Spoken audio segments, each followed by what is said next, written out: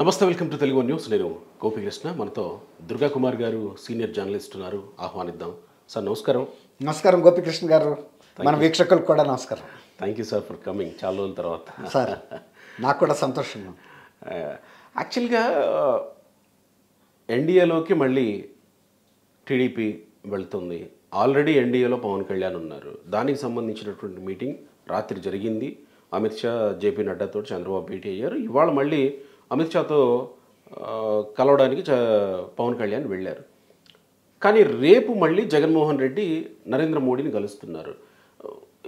ఏ కోణంలో చూడాలి సార్ జరుగుతున్న ఈ మూడు పరిణామాలని, రాత్రి, ఇవాళ, రేపు? ఏ కోణంలో చూడాలి? అంటే రాజకీయ పరిణామాలు ఆంధ్రప్రదేశ్లో ఎంత వేగంగా మారుతున్నాయి అన్నదానికి ఈ మీటింగ్ ఒక ఉదాహరణగా అనుకోవచ్చండి. స్పీడ్గా అంటే ఈ మధ్యకాలంలో అంతకుముందు తెలంగాణ ఎలక్షన్లప్పుడు తెలంగాణలో సీన్ ఎంత స్పీడ్గా రీల్ కదిలిందో, ఇప్పుడు ఆంధ్రప్రదేశ్లో కూడా ఎలక్షన్కి చాలా ముందుగానే రీల్ ఫాస్ట్ మూమెంట్లోకి వెళ్ళిపోయింది. షర్మిల గారి రాకతోనే అది జరిగింది ఎక్కువ. అసలు ఇంకా చెప్పాలంటే సెప్టెంబర్ 9th నుంచి బాగా పరిణామాలు వేగంగా మార్పులు వస్తున్నాయండి. అంటే మీరు అడగవచ్చు 9th సెప్టెంబర్ ఏంటి? చంద్రబాబు నాయుడు గారిని నంద్యాలలో అరెస్ట్ చేసిన దగ్గర నుంచి అసలు అంతకుముందు స్తబ్దుగా ఉండే ఆంధ్రప్రదేశ్ ప్రజలు ఒక్కసారి తెలంగాణలో ఉండే రాజకీయ చైతన్యం లాంటి చైతన్యం ఆంధ్రప్రదేశ్లో కూడా కనిపించింది. అక్కడి నుంచి ప్రతి గ్రామంలోనూ కూడా దీని మీద చర్చ జరిగింది. అసలు అవినీతి అంటే ఎంత పరిణామంలో జరుగుతుంది, ఎవరు చేయగలుగుతారు?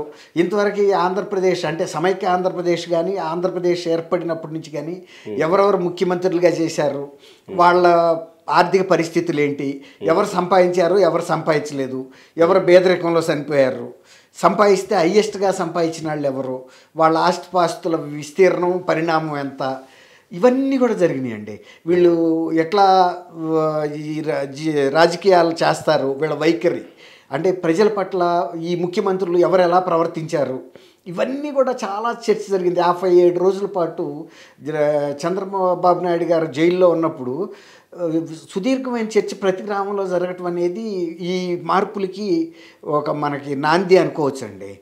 అంతకుముందు చంద్రబాబు నాయుడు గారు బీజేపీ లీడర్స్ని లేకపోతే లోకేష్ గారు అంతకుముందు వెళ్ళి అపాయింట్మెంట్లు అడిగినప్పుడు కూడా ఢిల్లీలో సున్నితంగా తిరస్కరించిన సందర్భాలు కూడా మనం చూసాం.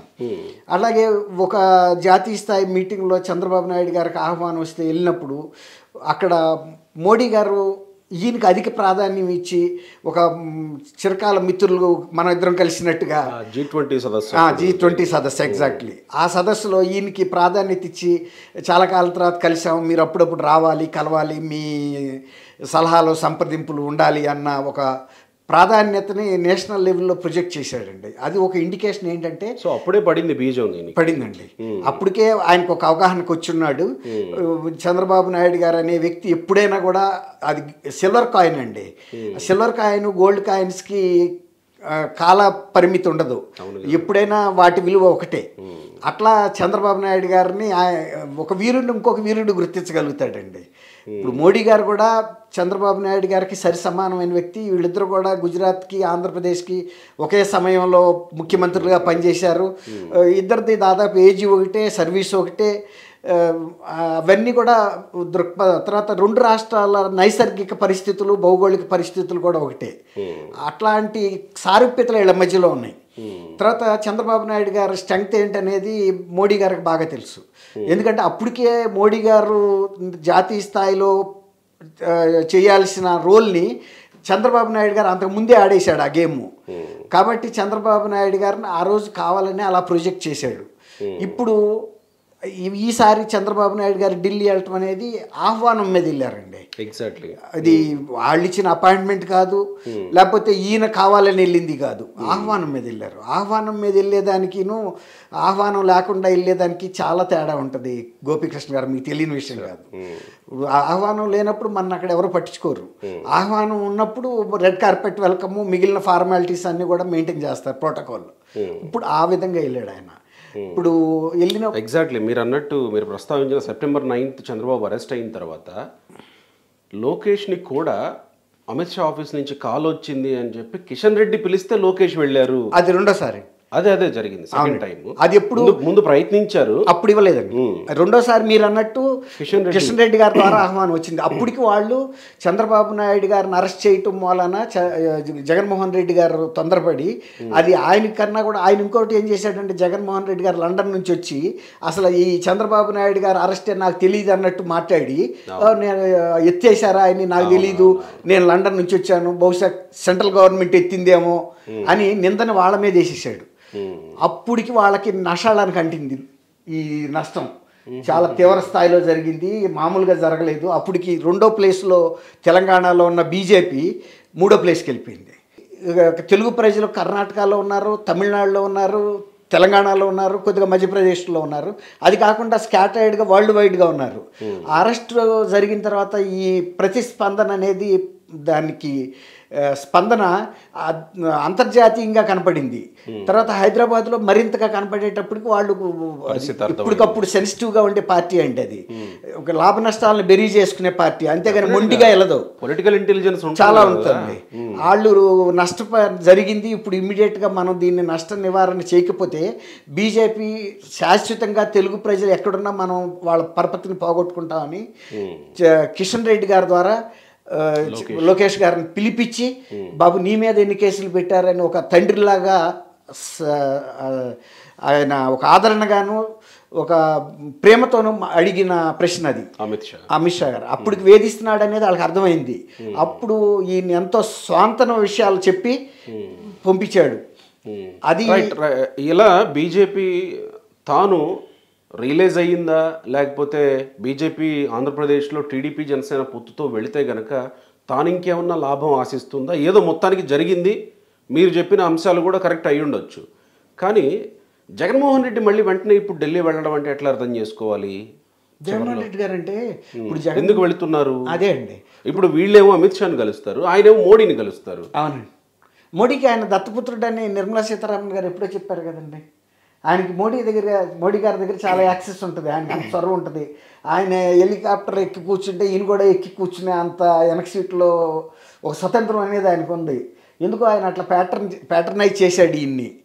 మరి వయసులో చిన్నవాడనో, లేకపోతే ఈయన మీద కేసెస్ అవి ఎక్కువ ఉన్నాయి, మరి ఏదన్నా మనం కొంత చూసుకోవాలనే, లేకపోతే ఆంధ్రప్రదేశ్లో అధికారంలో ఉన్నాడు, తర్వాత మూడో పెద్ద పార్టీగా పార్లమెంట్లో ఉన్నాడు కాబట్టి మనకు అడిగినా అడగకపోయినా బిల్లులకి మద్దతు ఇచ్చే వ్యక్తి కాబట్టి ఈయన్ని కొంత స్పెషల్ ట్రీట్మెంట్ ఇవ్వాలనే భావన కూడా ఆయనలో ఉన్నట్టు కనిపిస్తూ ఉంటుంది. అది ఈయన ఆర్థికంగా కూడా కొంత క్రమశిక్షణని ఉల్లంఘించినా కూడా ఓర్పు పట్టి వాటిని మంజూరు ఇవ్వటం కూడా మనం చూసాం. కానీ బీజేపీ పార్టీని అమిత్ షా, మోడీ లేకపోతే జేపీ నడ్డా అని వేరువేరుగా చూడలేం కదా మనం. బీజేపీ పార్టీ అంటేనే నమో అని అంటుంటారు సహజంగా కొంతమంది విశ్లేషించేటువంటి వాళ్ళు. సో అలాంటి పరిస్థితుల్లో వీళ్ళు అమిత్ షాని కలిస్తే ఈయన వెళ్ళి నరేంద్ర మోడీని కలవడం అంటే, దట్టు ఈ పరిస్థితుల్లో ఎట్లా అర్థం చేసుకోవాలనేది ఇక్కడ ట్విస్ట్ అర్థం కావట్లేదు. మీలాంటి వాళ్ళు విశ్లేషిస్తారు చక్కగా.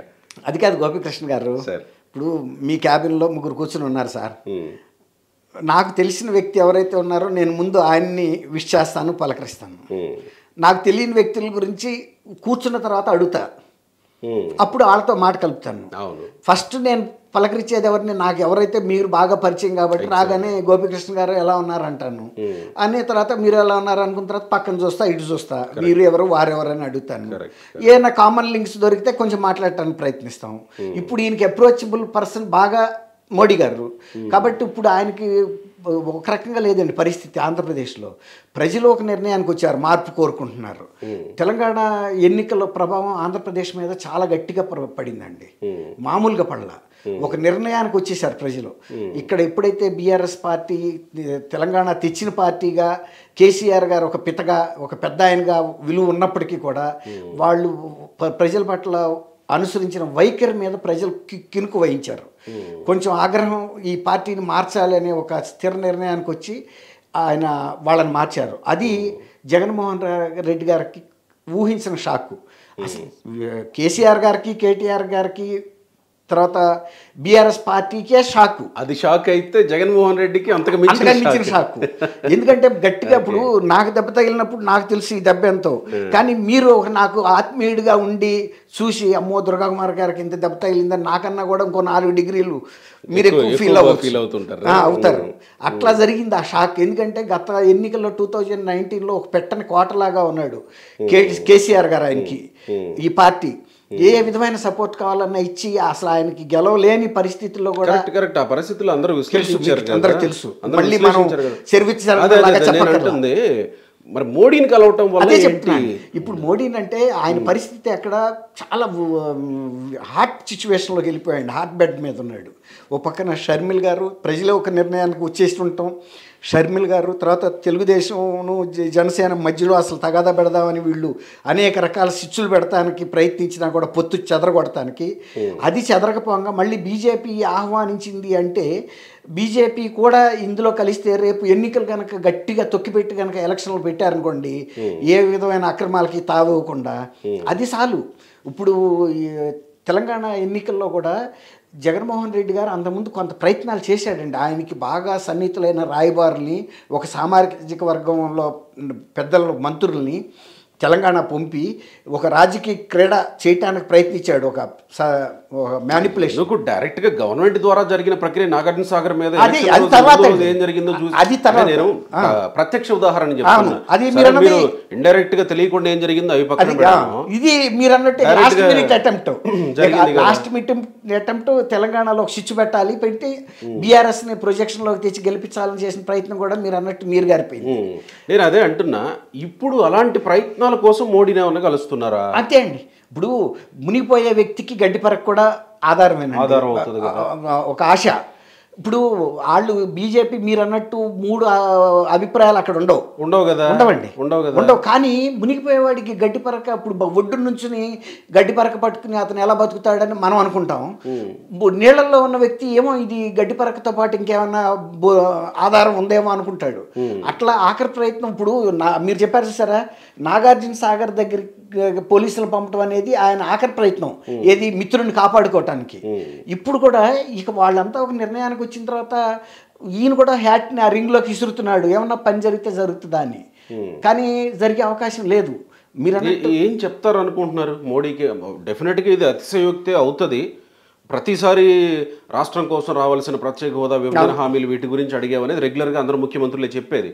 కానీ ఇప్పుడు డెఫినెట్గా రాజకీయం గురించి మాట్లాడకుండా ఉంటారా అని అయితే అనుకోలేం.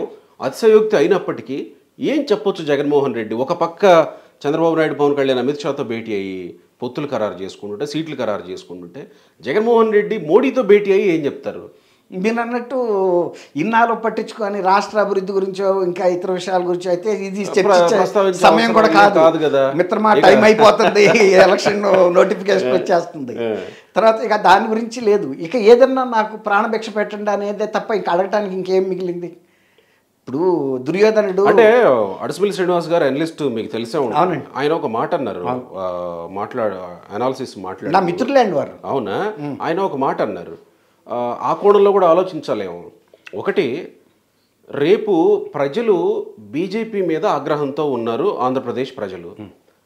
ఆగ్రహం చల్లారాలంటే వాళ్ళకి ఏమంటాం ఉపశమనం కావాలి అని అంటే, తక్షణ ఉపశమనం కావాలి అని అంటే కొన్ని అరెస్టులు జరగాలి. కవిత అరెస్ట్ కాకపోవడం వల్లే ఇక్కడ పోయింది. ఇక్కడ బీఆర్ఎస్ బీజేపీ అని ఒకటే నమ్మడం వల్లే ప్రజలంతా కాంగ్రెస్కి వేశారని ఒక చర్చ అయితే ఉంది కదా, దాదాపు అంగీకరించాలి. ఎందుకంటే జరిగింది కాబట్టి. అసలు అరెస్ట్ చేస్తామని పదే పదే చెప్పింది వాళ్ళు ప్రజలు. ఎగ్జాక్ట్లీ. సో ఆంధ్రప్రదేశ్లో కూడా బీజేపీ, టీడీపీ, జనసేన పొత్తు జరగాలి అని అంటే, ప్రజలు యాక్సెప్ట్ చేయాలి అని అంటే, ఆంధ్రప్రదేశ్లో తక్షణ ఉపశమనం కోసం కొన్ని అరెస్టులు జరిగే అవకాశం ఉంది అని అడసిమిల్లి శ్రీనివాసరావు గారు అన్నారు యథాలాపంగా. వాటిని ఆపే ప్రయత్నంలో ఏమన్నా జగన్మోహన్ రెడ్డి మోడీని కలుస్తున్నారు? నేను మీతో ఏం చెప్పానండి ఇంతకుముందు, ప్రాణభిక్ష పెట్టమని అడగటమేనని చెప్పా కదా. ఇక ఆఖరి రిలీఫ్ మీరు ఏదో ఒక రకంగా నన్ను ఒడ్డును పడేయమని అడగటం తప్ప చేయగలిగేది ఏం లేదు. అది ఏ విధంగా ఒడ్డును పడేయటం అనేది ఇక ఆయనకి తెలియాలి, జగన్మోహన్ రెడ్డి గారు తెలవాలి. నేను అదే కదా, ప్రాణభిక్ష పెట్టమని అడగటం తప్ప ఇవాళ అన్ని వైపుల నుంచి అది ఎటర్నల్, అది అన్ని వైపుల నుంచి ఏదో అంతిమ అంతిమ కోరికలాగా. ఇప్పుడు దుర్యోధనుడు ఆ సరస్సు ఒడ్డున తొడలు విరిగిపోయి పడిపోయిన తర్వాత ఇక ఇప్పుడు ఆయన కోరేది ఎవరన్నా వస్తే ఏముంటుందండి కోరిక? శ్రీకృష్ణుడికి కానీ లేకపోతే భీముడికి కానీ లేకపోతే ఇతర పాండవ సోదరులకు కానీ అడిగేది ఏముంటుంది? చేయాల్సిన గేమ్ అంతా ఆడేశాడు, అయిపోయింది, ఇక సెలవు తీసుకోవటమే. అట్లాంటి పరిస్థితి ఇది, వెళ్ళి అడిగేది. ఇప్పుడు మీరు అన్నట్టు శ్రీనివాసరావు గారు చెప్పిన దాంట్లో కూడా కొంత వాస్తవం ఏంటంటే, ఆ అరెస్ట్ చేసేది ఏదన్నా కొంత వాయిదా వేస్తారా, లేకపోతే అరెస్ట్ చేసిన తర్వాత అన్న కొన్ని ఫెసిలిటీస్ ఇప్పిస్తారా, అక్కడ ఎంతో కొంత రిలీఫ్ అన్న ఇస్తారా అనేది పాయింట్. ఇక రైట్, అంతే. సో జగన్మోహన్ రెడ్డి అయితే మీరు అన్నట్టు రాజకీయాల గురించే ఉంటుంది చర్చ. ప్రత్యేకంగా ఈ టైంలో రాష్ట్రం గురించి already vote on account budget కూడా ప్రవేశపెట్టారు. అవును, రైట్ సార్, అయితే థ్యాంక్ యూ గోపికృష్ణ గారు, నమస్కారం మన వీక్షకులకు కూడా.